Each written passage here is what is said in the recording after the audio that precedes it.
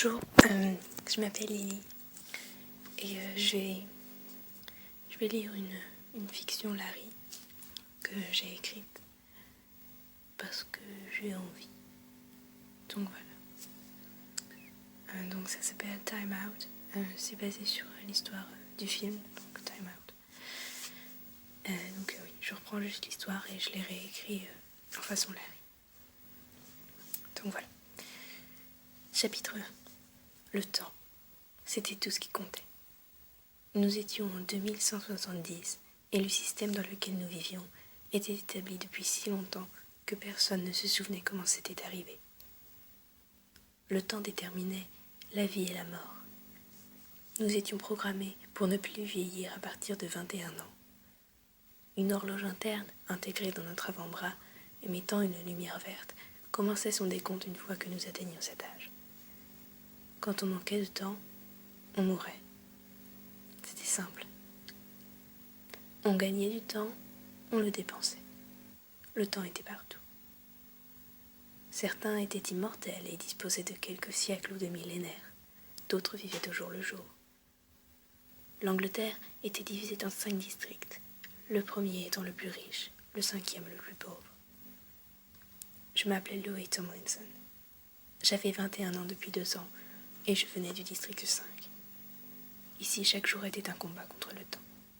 À mon réveil ce matin, j'avais 20 heures à vivre. Maintenant, il était 8 heures du soir et je venais de recevoir ma paye.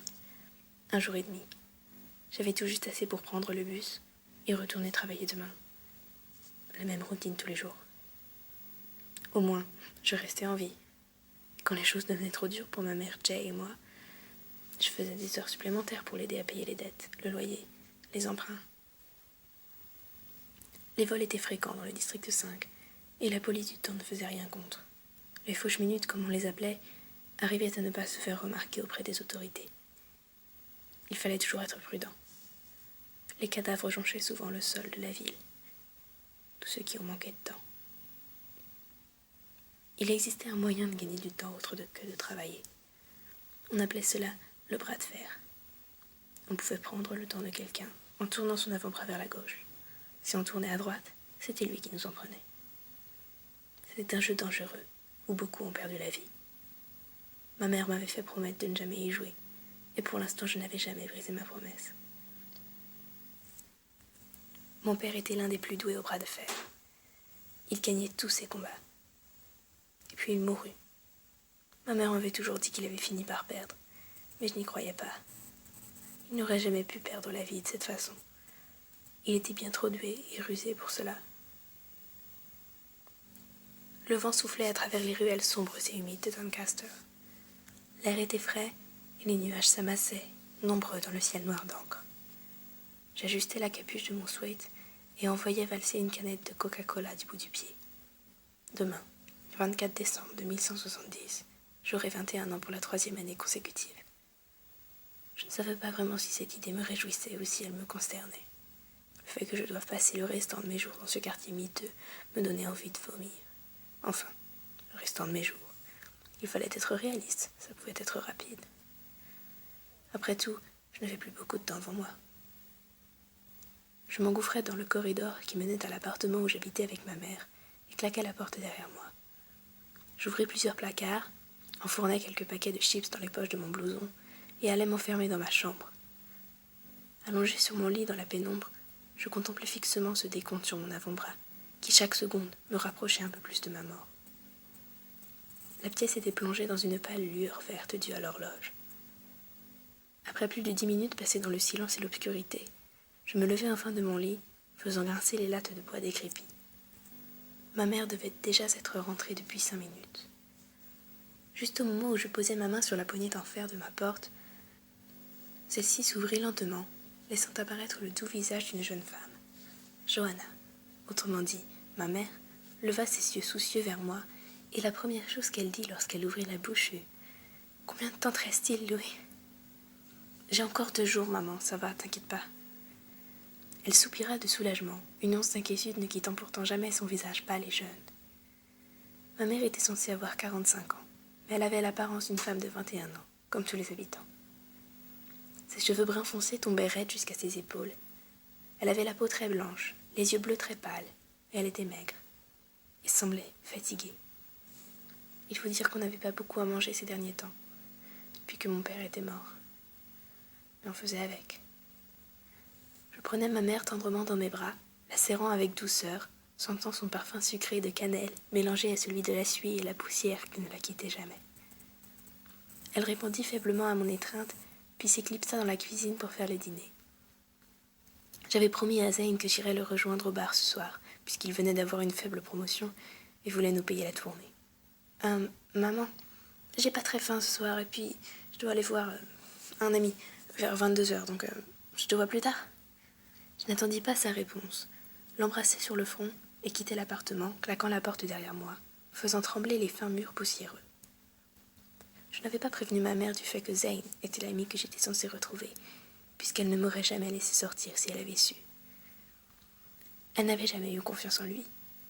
C'était vrai qu'il avait un passé plutôt mouvementé. Avant que je ne le rencontre, il y a 2 ans, c'était un fauche-minute, l'un des plus redoutés même. Il avait tué, à plusieurs reprises. Il avait eu beaucoup de problèmes avec la police du temps. Puis, il y a 2 ans, en sortant de prison où il séjournait depuis 3 mois, il avait changé. Personne ne pouvait l'expliquer.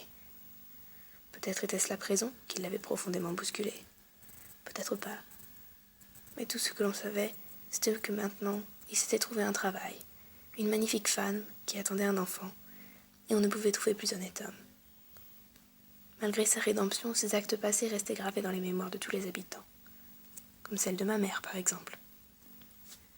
Les lumières néons du bar Jekyll brillaient dans toute la rue humide et déserte. Je poussai la porte d'entrée qui émit un grincement sonore. L'ambiance était plutôt morose, comme d'habitude, excepté une faible musique provenant du jukebox, au coin de la pièce.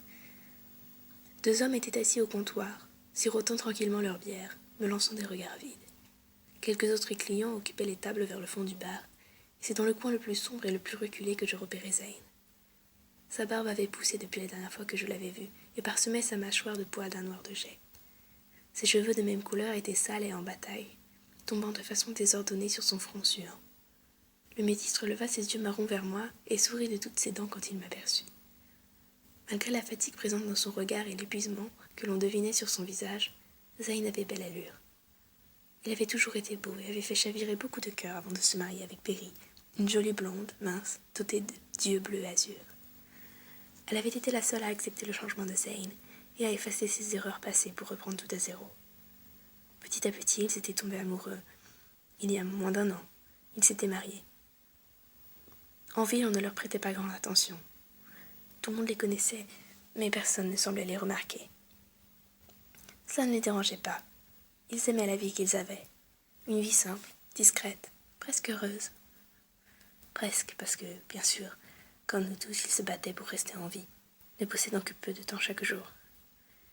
Zane venait même de prendre un nouveau boulot, puisque Perry avait dû arrêter de travailler à cause de l'enfant qu'elle attendait. Zane me fit un petit signe de la main, m'invitant à le rejoindre. Il tira une dernière bouffée de sa cigarette, puis l'écrasa lentement dans le cendrier. « J'ai cru que tu viendrais jamais », finit-il par dire sans même relever les yeux du cendrier. « Désolé, j'ai perdu du temps à discuter avec ma mère. » Je répondis, me laissant tomber sur une chaise à ses côtés. Il se tourna vers moi et me lança un regard narquois avant de tourner son attention vers le bar et de demander 2 vodkas au barman. « Alors, cette promotion, c'est de combien ?» lui demandai-je. « Une demi-journée en plus. C'est pas grand-chose, mais c'est déjà ça. » Je lui souris faiblement. Il avait raison. C'était déjà une bonne chose qu'il ait eu une augmentation. Ça n'arrivait pas souvent par ici. Ou bien, ce n'était que de quelques heures. Et bien que personne ne crachait sur 2 heures. 2 ou 3 heures de vie en plus, ça ne changeait pas grand-chose à notre combat quotidien contre la mort et la famine.